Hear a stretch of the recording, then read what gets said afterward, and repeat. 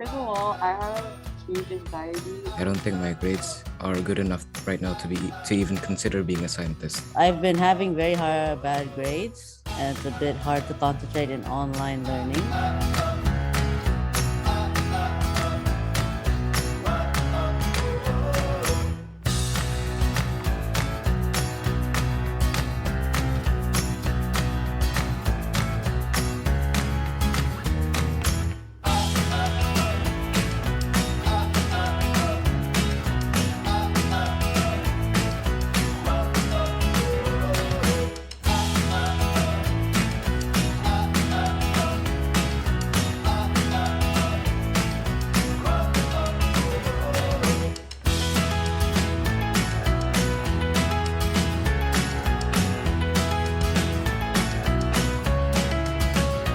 I hated math a lot. I have lack of confidence in my own skills. In math or like Sorry, pain and that anguish.